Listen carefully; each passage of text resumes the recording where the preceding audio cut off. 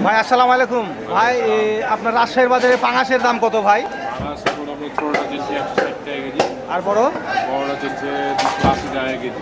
আচ্ছা, 280 টাকা কেজি যেটা ওটা 5 কেজি 6 কেজি হয়ে যাবে। আর মাছের আমদানি কেমন ভাই? আমদানি আছে মোটামুটি। তুলনামূলক দাম মোটামুটি দাম আছে এখন, অত বাড়তিও নাই। বাড়তি নাই না?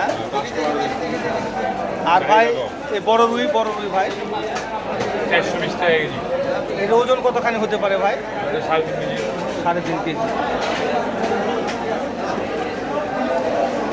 ভাই আপনার কাছে বড় কাতলের কি দর ভাই?